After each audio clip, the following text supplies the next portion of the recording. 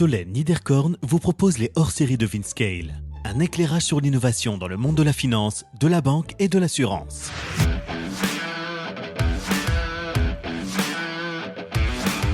L'innovation à l'échelle d'un pays pour développer le secteur financier. Nicolas Maquel, CEO de Luxembourg for Finance à Luxembourg. On n'a pas voulu transformer le Luxembourg en énième capitale européenne pour les startups fintech. On peut laisser ça aux autres. Nous, ce qui nous intéresse plus particulièrement, c'était les solutions pour permettre ou pour outiller l'industrie qui existe au Luxembourg aujourd'hui et lui permettre la transition dans l'ère digitale. Donc, essayer de créer au Luxembourg un environnement qui permette à l'industrie qui aujourd'hui est leader en Europe, que ce soit les fonds, la banque privée, l'assurance, de l'être aussi au XXIe siècle. Cet ancien diplomate, actif aux États-Unis et en Asie, dirige aujourd'hui l'agence de développement de la place financière luxembourgeoise et nous explique comment cette dernière agit concrètement pour faire grandir ce secteur qui représente 30% du PIB. Nous revenons sur la manière dont la place a fait évoluer son industrie du forex en passant par la banque privée, la structuration de fonds d'investissement, puis les paiements. Avec la présence d'acteurs de taille comme Alipay ou PayPal et une masse d'avoirs sous gestion dans les fonds de 5 600 milliards d'euros, le Luxembourg a transformé son secteur financier ces 20 dernières années. La nouvelle innovation de la place se situe dans la finance durable. Nicolas revient sur la genèse et la finalité des emprunts obligataires verts et nous permet de comprendre ce que fait concrètement le Green Stock Exchange. En moins de 5 ans, le Grand-Duché est parvenu à coter 50% des green bonds mondiaux avec de grands émetteurs internationaux. De manière concrète, nous passons en revue différents développements initiés par LFF pour faire évoluer la place. Nous découvrons que les ponts entre la Chine et le Grand-Duché ont été créés il y a plusieurs décennies et comprenons comment une conjonction d'événements permet aujourd'hui à des acteurs majeurs chinois d'envisager leur expansion européenne au travers d'une implantation luxembourgeoise. Nous finissons comme souvent sur la finance décentralisée et le positionnement encore hésitant des régulateurs en matière de crypto. Bonne écoute à tous!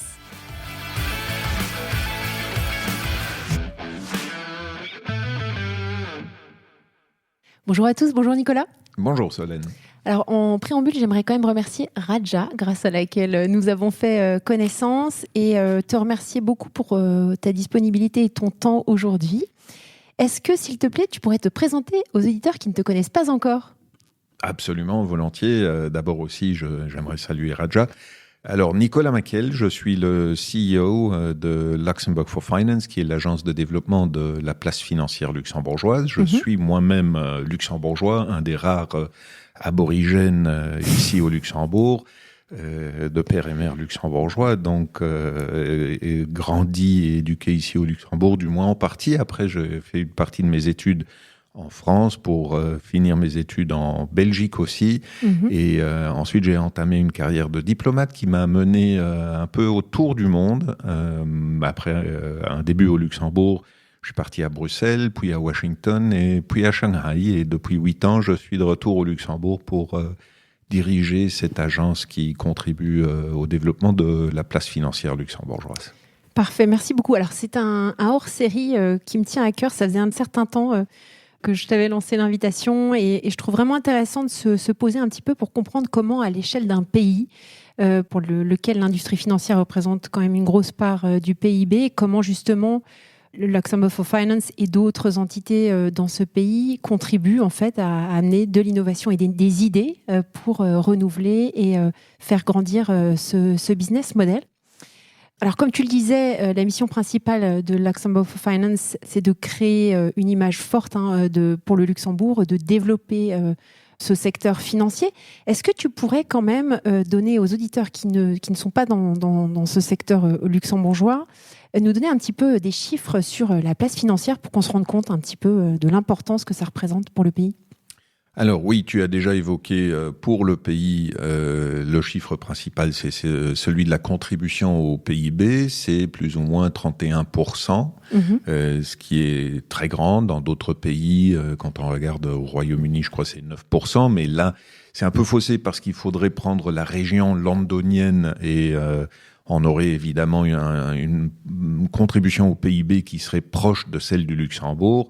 Même chose pour d'autres centres financiers. Si on prenait Francfort et sa région, je crois que la contribution au PIB serait similaire à celle du Luxembourg. Évidemment, si on la prend sur l'ensemble du territoire allemand, c'est autre chose.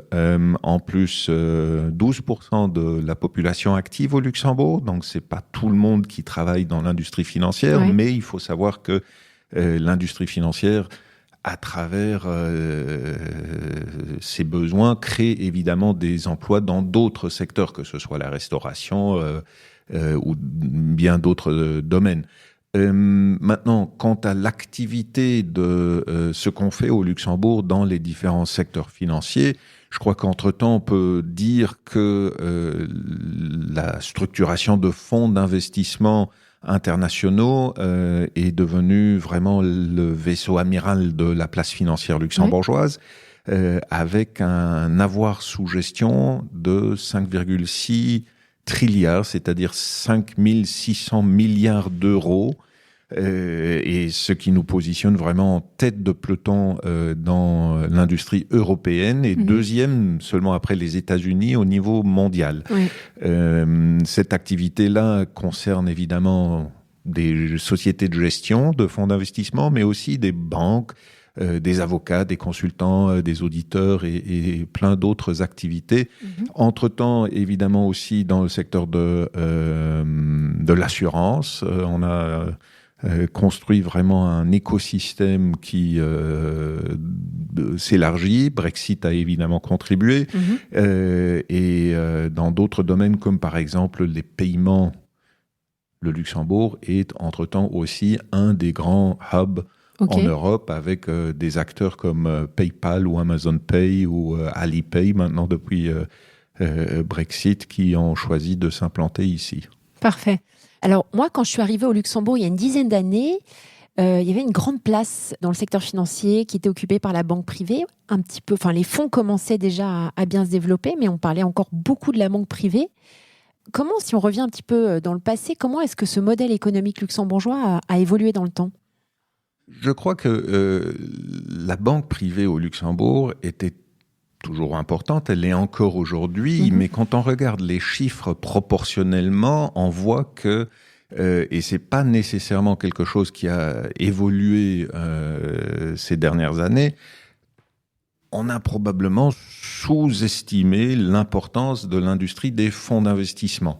Pourquoi ? Parce que si on considère les 5,6 trilliards, donc 5600 milliards d'avoir sous gestion dans les fonds, et si l'on sait qu'on a environ 508, donc quasiment un dixième seulement des avoirs dans la banque privée, on voit la proportion. C'est un dixième. Ouais. Et donc, je crois que l'idée que les gens se faisaient du Luxembourg comme étant surtout une place de banque privée n'a pas correspondu à la réalité depuis de nombreuses années. Ouais. Alors c'est marrant parce que c'est un sujet qu'on avait déjà évoqué quand on avait déjeuné la dernière fois ensemble. C'est justement cette image un peu sticky sur le Luxembourg. Voilà, une image qui date du passé. Mais comment est-ce que tu penses que le Luxembourg souhaite se positionner maintenant ? Donc on l'a compris sur l'industrie des fonds, mais quelle est l'image que le Luxembourg souhaite renvoyer au niveau européen ? Oui, cette image, elle vient surtout du fait qu'on avait au Luxembourg le secret bancaire, qu'on était connu pour le secret bancaire, que ça posait évidemment problème aux autorités d'autres pays. Pourquoi ? Parce que les gens pouvaient placer de l'argent au Luxembourg et ne pas compter avec un échange de leurs informations avec les autorités étrangères. Tout ça a évidemment changé. Aujourd'hui, nous vivons dans un monde où, depuis 2014, toutes les données relatives, que ce soit aux avoirs placés dans les banques, dans les fonds, dans les assurances ou tout autre avoir, est automatiquement échangée avec les autorités fiscales étrangères. Ouais. Nonobstant cela, on a vu que, par exemple aussi, dans la banque privée, on a eu une augmentation des avoirs de près de 80% sur ces dernières 8 années. Oui. Ce qui montre que... Avec l'effet marché quand même. Il y a certainement un effet marché, oui. mais il n'y a pas un effet marché de 80% sur cette période-là. Donc, il y a beaucoup d'argent nouveau. Les banquiers luxembourgeois ont su convaincre des clients venant aussi d'autres géographies, d'autres marchés et d'autres catégories de clients. Pourquoi ? Parce que le Luxembourg, aujourd'hui, se place comme un centre d'excellence dans la gestion financière, notamment à travers son expertise, mais aussi, surtout, sa stabilité économique, politique et autres. Donc, il y a toute une série d'arguments qui font que les clients, aujourd'hui, dans un monde fiscalement transparent, continuent à vouloir faire gérer leur argent au Luxembourg. D'accord. Alors, on va revenir plus en détail sur des cas concrets d'initiatives que vous avez portées ces dernières années. J'en ai 3 en tête, mais ça m'intéressait aussi que tu nous expliques un petit peu le rôle de cette agence vis-à-vis de différentes parties telles que le gouvernement, les régulateurs, les associations professionnelles dans les fonds, dans les banques, etc. Comment est-ce que vous êtes en contact avec ces différentes parties prenantes ? Très simple, nous sommes en fait le collectif. LFF a été créé comme un partenariat entre le public et le privé. Oui. Et nos actionnaires sont d'un côté le ministère des Finances, le ministre d'ailleurs étant notre président, et dans notre board, on regroupe l'ALFI, donc l'Association des fonds d'investissement luxembourgeois, l'Association des banquiers luxembourgeois, l'Association des compagnies d'assurance, ainsi que la Chambre de commerce. D'accord. Donc, ce ne sont pas les acteurs bancaires ou les gestionnaires individuels, mais c'est leurs associations. Et c'est comme ça qu'on arrive à travailler ensemble avec les fédérations, les associations représentatives et le ministère. Évidemment, il y a aussi d'autres enceintes. Le ministre a un forum qui s'appelle le Haut Comité de la place financière qui se réunit régulièrement et qui regroupe aussi d'autres personnalités de la place. Nous y contribuons aussi. Et il y a évidemment aussi les associations elles-mêmes qui font ce travail. Mais LFF a été créé justement pour fédérer ces différentes activités entre l'État et les associations. Est-ce que tu dirais que cette proximité confère, de ces différents acteurs au sein de LFF, confère une réactivité plutôt particulière pour le pays ? Alors, ce n'est pas la proximité au sein de LFF qui confère, mais LFF est la résultante d'une attitude qu'on a et du fait qu'on a compris qu'un partenariat public-privé permet d'être plus réactif. D'accord. Alors, un des points que je trouve intéressant de couvrir, c'est, bien entendu, la taxonomie et enfin toutes les régulations européennes qu'on a vu arriver ces dernières années sur la finance durable ont contribué, mais donc le Luxembourg se positionne depuis déjà un certain nombre d'années comme sur cet angle green. Est-ce que tu pourrais nous expliquer dans quelle mesure et essayer de lever les différents questionnements que pourraient avoir les auditeurs sur le greenwashing ? Oui, absolument. Alors, le Luxembourg se positionne effectivement sur ce créneau-là et pas seulement se positionne, mais se positionne comme un des leaders. Pourquoi ? Parce que notre bourse, la bourse de Luxembourg, a vraiment réussi non seulement à être pionnière, mais à être aujourd'hui la principale place de cotation pour les emprunts obligataires verts. Comment est-ce qu'on y est arrivé ? C'est que... Attends, c'est quoi, juste pour ceux qui ne sauraient pas, qu'est-ce qu'un emprunt obligataire vert ? Un emprunt obligataire vert est un emprunt dont l'argent qu'il permet de récolter sert à financer des projets qui ont comme finalité une finalité environnementale. D'accord. Donc que ce soit une transformation d'une usine pour rendre les processus plus neutres en carbone, pour transformer des immeubles, pour installer pour des installations d'énergie renouvelable ou autres. Donc l'argent qu'il faut, que ce soit au gouvernement pour justement procéder à ce genre d'installation, ou que ce soit aux entreprises, si on lève de l'argent sur les marchés de capitaux à de telles fins, c'est ça qu'on appelle un emprunt obligataire vert. C'est la finalité qui définit la couleur. La Bourse de Luxembourg a reconnu en 2016 très vite qu'il y avait un marché pour cela. Ouais. Mais il ne suffit pas de dire qu'il y a un marché. Elle a aussi mis en place ensuite une enceinte de cotation qui était le Luxembourg Green Exchange. Mais pas seulement ça. Elle a mis en place toute une série de procédures et de critères qui ont fait que les plus grands émetteurs, et notamment institutionnels, comme la Banque mondiale, la Banque européenne d'investissement, plus récemment aussi la Commission européenne, ont fait confiance à la Bourse de Luxembourg. Pourquoi ? Parce que justement, ces procédures et les critères que la Bourse appliquait, et notamment le fait qu'il fallait démontrer où allait l'argent, le faire certifier par une partie tierce, ensuite avoir un rapport d'audit sur où est allé l'argent effectivement. Donc cela cela a renforcé la crédibilité justement de cette cotation auprès de la Bourse de Luxembourg, et le résultat est aujourd'hui que plus de 50% des emprunts durables mondiaux sont cotés à la Bourse de Luxembourg. Top. Et alors, le type d'émetteurs, c'est des émetteurs de toutes sortes. Il y a des émetteurs souverains, donc des États, des émetteurs multinationaux ou supranationaux comme la Banque mondiale, la Commission européenne, mais aussi des emprunts obligataires émis par des émetteurs commerciaux, des grandes sociétés.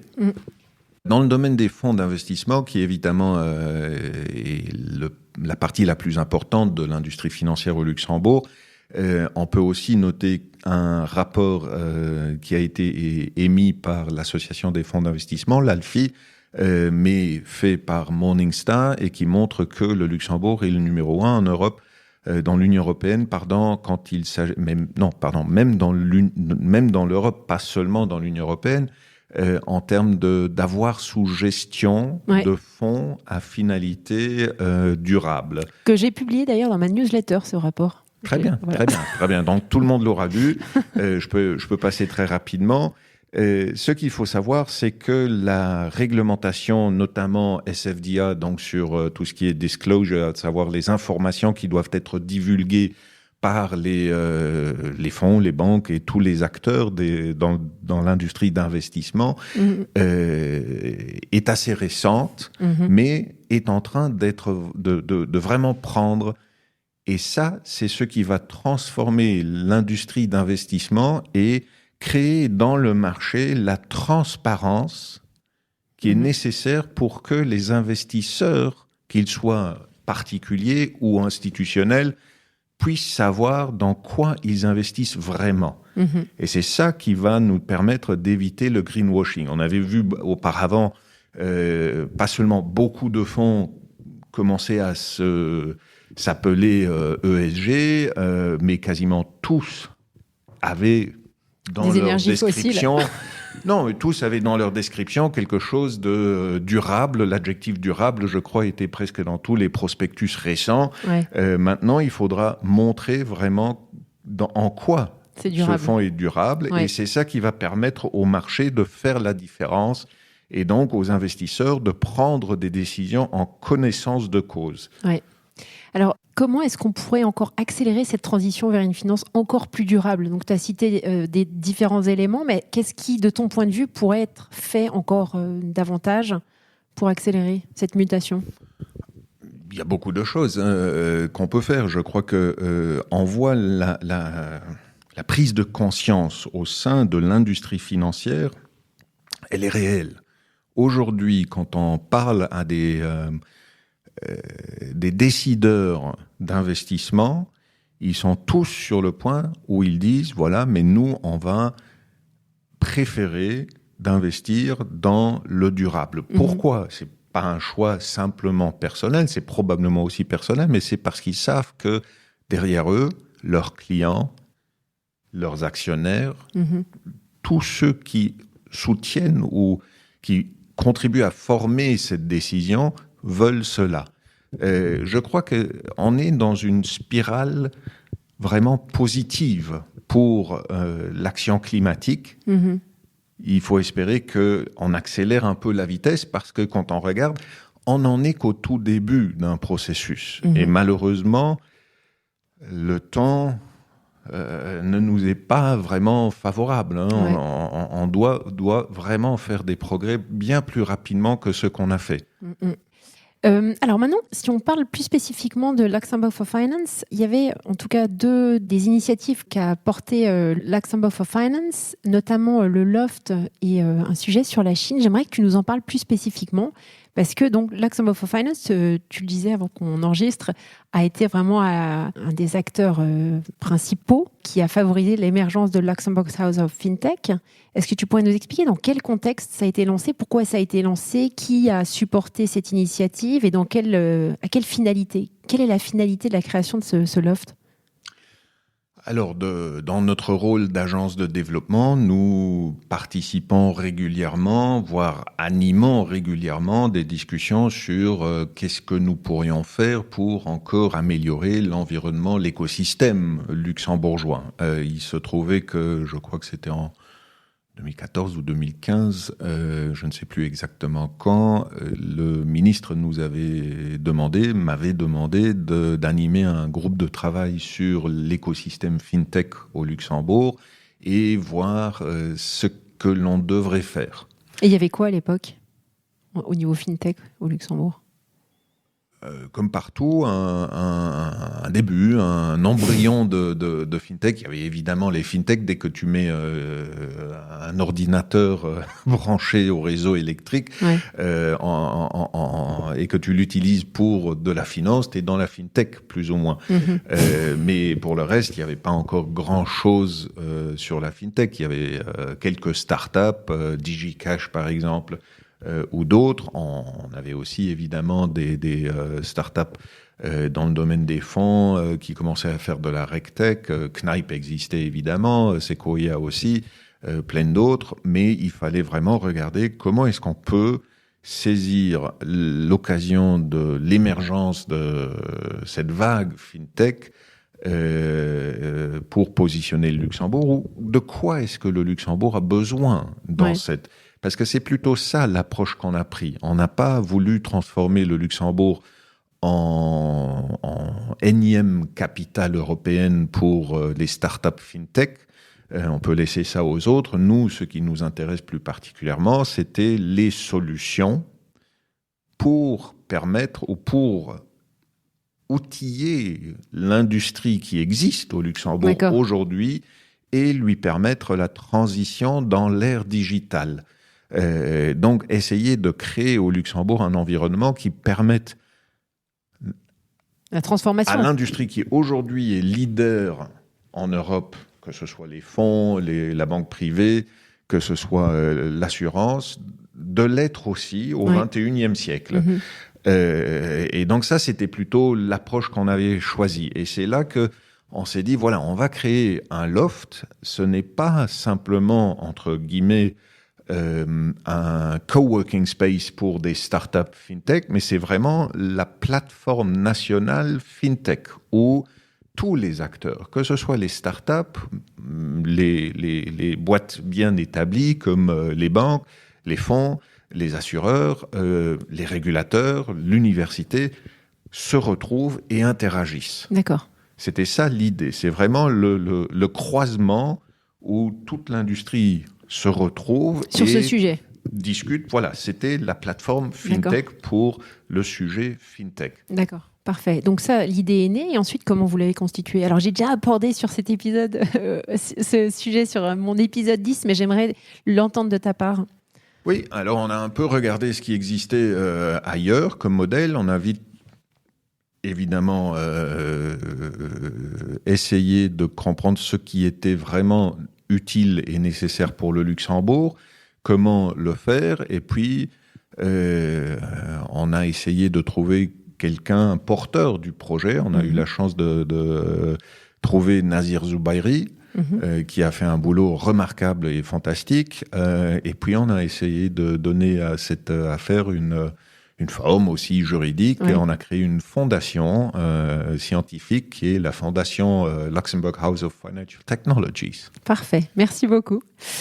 Eh bien, écoute, c'est super. On parlait de Chine, mais j'avais envie de parler avant de Chine, de paiement. Tu disais que le Luxembourg, c'était quand même une place avec des acteurs très reconnus comme PayPal ou Amazon Pay. Comment ces acteurs, pourquoi est-ce qu'ils ont choisi de venir s'établir ici ? Alors, dans le cas de PayPal, ça avait des raisons historiques liées à sa relation avec eBay, qui était déjà installé au Luxembourg. Tout à fait, oui. Et ensuite, de fil en aiguille, comme PayPal était au Luxembourg, Amazon est venu au Luxembourg, Amazon est au Luxembourg, Amazon Pay, évidemment, se développe aussi au Luxembourg. Okay. Donc, et puis, une fois que tu as créé un cercle vertueux, tu as créé un écosystème, d'autres regardent ce que leurs pairs ont fait. Moi, je me souviens très bien avoir été en poste à Shanghai et aller parler aux gens de Alipay qui déjà à l'époque s'intéressaient au Luxembourg et qui m'ont dit « Oui, mais nous, on veut faire ce que PayPal a fait ». D'accord. Parce qu'il y a Alipay, c'est vrai. On veut parler aux avocats qui ont fait le dossier PayPal. Ouais.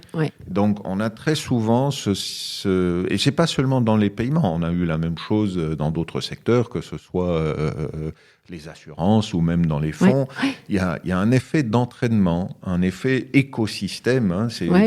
Dans d'autres domaines, tu as la même chose. Si tu es dans l'aéronautique, peut-être que tu comprends que ça a peut-être du sens d'aller à Toulouse ou à Hambourg. Si tu es dans l'industrie automobile, il y a aussi différentes options comme Munich, Stuttgart ou je sais pas où. Oui, tout à fait.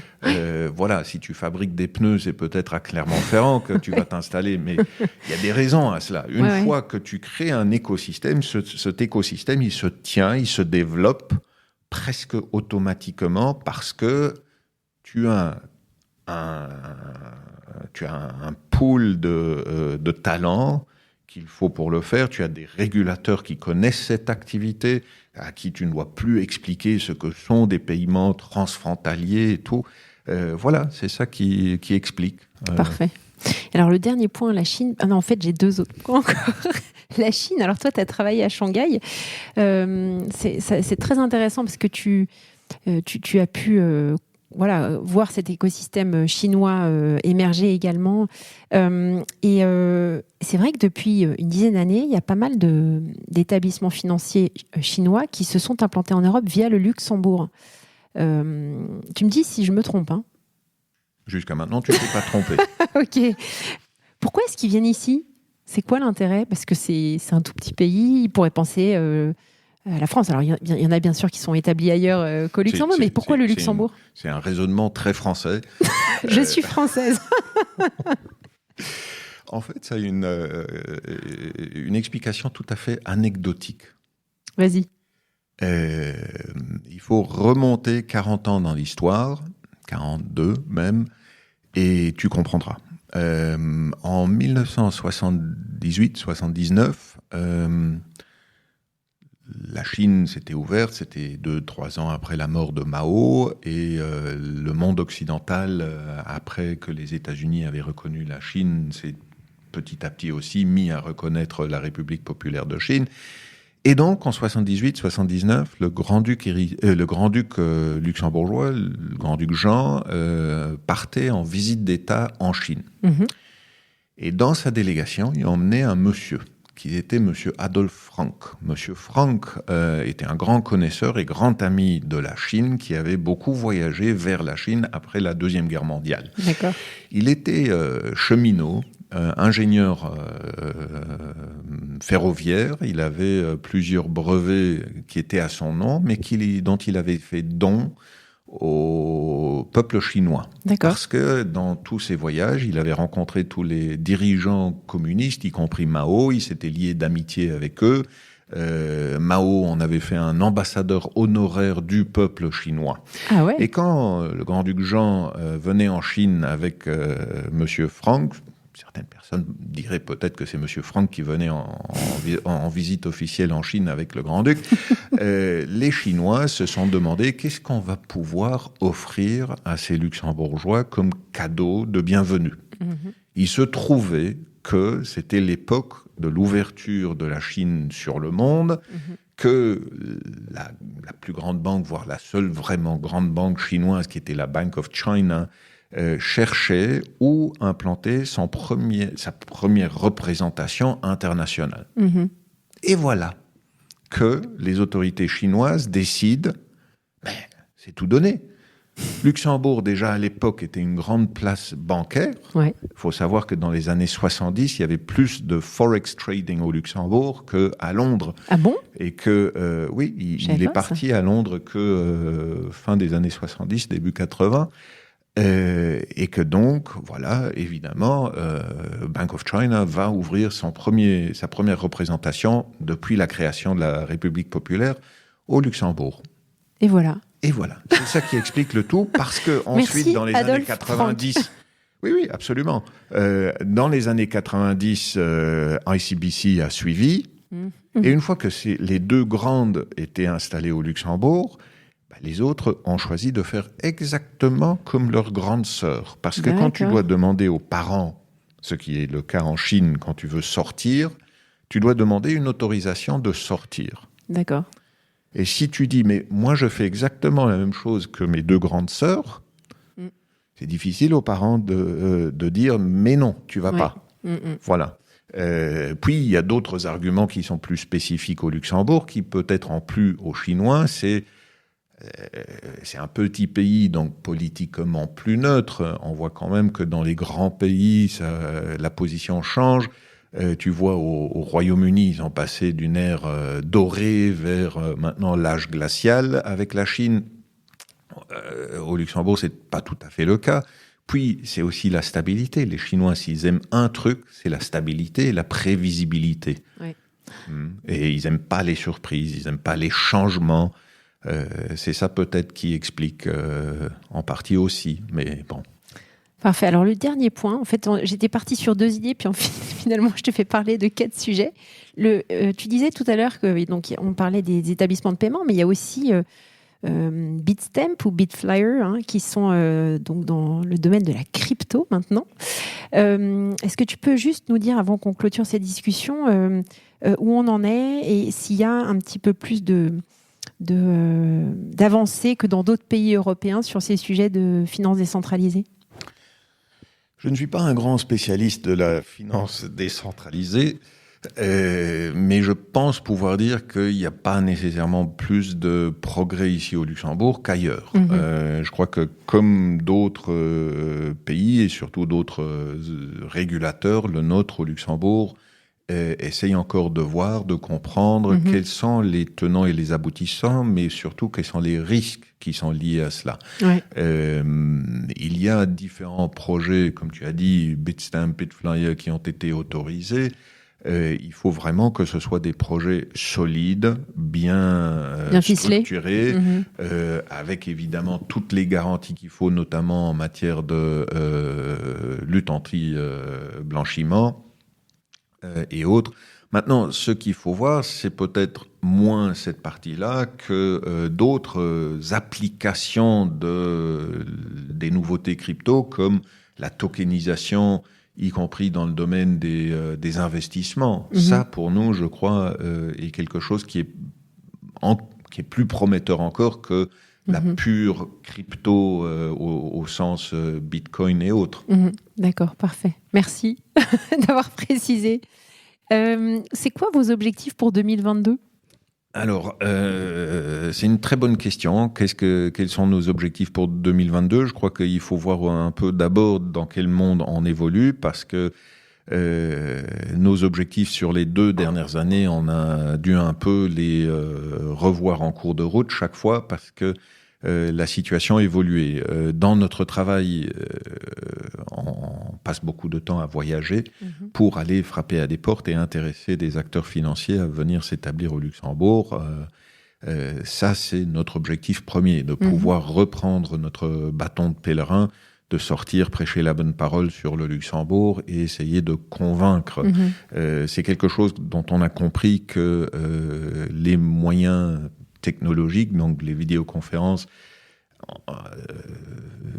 il y a des limites à ce qu'on peut faire. Il vaut mieux essayer d'y aller en personne parce que pour convaincre un nouveau contact, il n'y a rien de tel que le contact. La poignée de main. Voilà.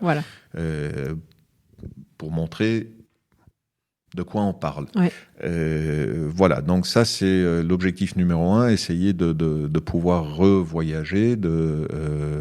Pour le reste, c'est travailler encore et encore sur la généralisation de la finance durable dans tous les secteurs financiers au Luxembourg. Et un truc sur lequel on va aussi travailler beaucoup, c'est quelque chose qui tient à cœur à l'industrie au Luxembourg, je crois ailleurs aussi, c'est le fait qu'il faut de plus en plus se retrousser les manches pour trouver les talents qu'il faut. Et ça, c'est quelque chose c'est clair, voilà, où on nous a demandé aussi de devenir plus actifs pour essayer d'expliquer, de convaincre le Luxembourg, pour expliquer le Luxembourg et convaincre les talents de considérer de venir travailler ici, parce que dans une industrie qui est en changement complet, que ce soit la transition digitale ou maintenant la transition durable, on voit bien qu'il nous faut des talents, des profils nouveaux aussi. Voilà, donc on va beaucoup travailler là-dessus aussi. Parfait, merci. Pour clôturer cet épisode, quel ouvrage tu nous recommanderais ? De manière générale ? Quel livre tu as envie de nous recommander cet après-midi ? Ok. Je lis un livre par semaine environ. Ah oui, ok. Bon, peut-être. Je peux t'en donner quelques-uns. Allez. Non, mais j'ai lu récemment. Normalement, je ne lis que des non-fiction, donc des livres d'histoire, des biographies surtout, ou des livres économiques. Mais là, j'ai lu récemment la biographie de Thomas Mann par Colm Tóibín, qui est un écrivain irlandais et qui a une très très belle plume. C'est en anglais. Parfait. Écoute, on va le garder. Merci beaucoup pour cette recommandation. À bientôt, Nicolas. Très bien. À bientôt. Merci. Merci à tous pour votre écoute. Je suis ravie d'avoir partagé ce moment avec vous. N'hésitez pas à me contacter sur Twitter ou LinkedIn pour me faire part de vos commentaires ou de vos réactions. Et je compte sur vous pour noter cet épisode sur vos plateformes de podcast préférées. À la semaine prochaine!